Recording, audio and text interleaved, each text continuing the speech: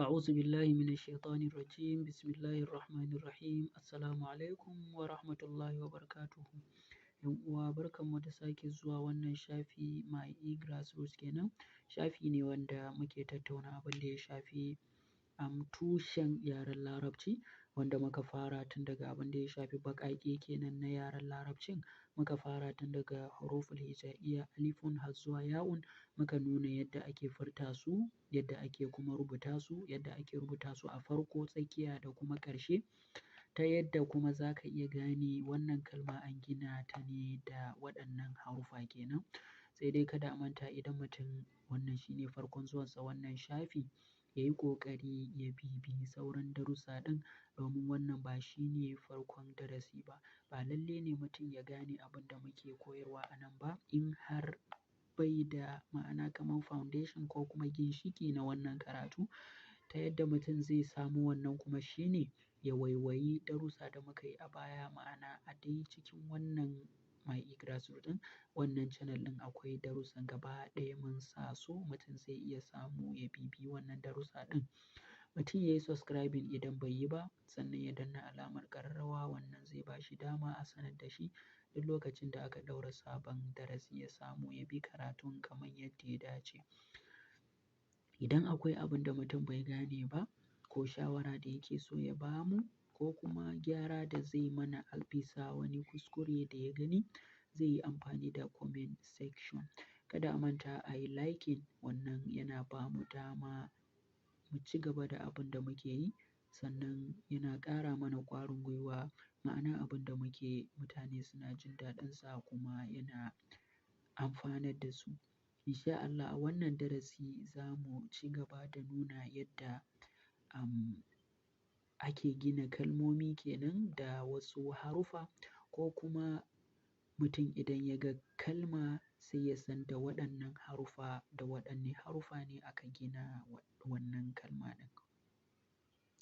Na'am, to ga wasu haruffa kamar yadda muke gani, ga wasu haruffa sannan ga wasu kalmomi ta wannan ɓangaren, sannan ga haruffa ko kuma baƙaƙe da aka gina waɗannan kalmomi da shi.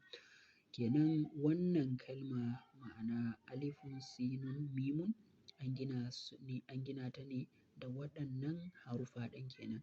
Ma'ana wannan alifun shi ne a nan, sannan wannan sinun shi ne a nan, ma'ana sinun a tsakiya ko kuma a farko kenan za mu ce, sannan ga mimun wannan shi ne wannan mimun ɗin, ma'ana mimun a ƙarshe ga yadda yake zuwa kenan a ƙarshe.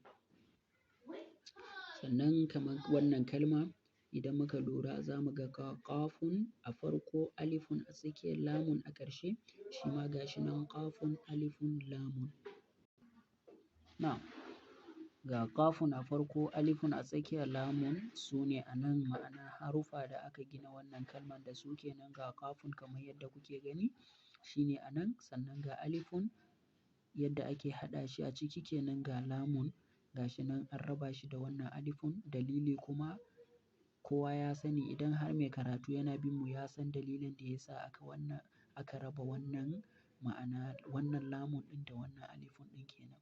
Sannan ga kalma ta gaba ma'ana fa'un, ta'un, ha'un, fa'un a farko, ta'un a tsakiya, ha'un a ƙarshe, su ma ga su nan ga haruffa da aka gina wannan kalma ɗin, ga su nan fa'un, ta'un, ha'un.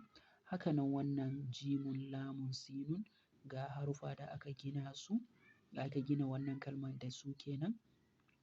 Sannan ga zayun, ra'un, ainun ga su nan kamar yadda suke. Dalili kuma a nan shi ne zayun ga ra'un ba a haɗa tsakanin wannan da wannan, shi ya sa aka gan su kamar yadda suke a nan. Sannan ra'un ta gabansa ba a haɗa masa harafi, shi ya sa aka bar shi haka. Sannan ga shinun, ta'un, mimun, shi ma ga shinun farko, ta'un a tsakiya, mimun a ƙarshe, shi ma ga shi nan ga su nan haruffan kenan, ma'ana shinun, ta'un, mimun kamar yadda ake gani. Sannan ga wawun, kafun, lamun, ga wawun, kafun, lamun, ma'ana ga wawun yadda yake zuwa a farko ba a haɗa shi da wannan kafun ɗin ba. Dalili kuwa shi ne wawun yana daga cikin haruffa da muka nuna muka ce ba a jona musu ko kuma haɗa musu rubutu ta gabansu sai dai ta bayansu, shi ya sa aka raba tsakanin wannan wawun ɗin da wannan kafun ɗin.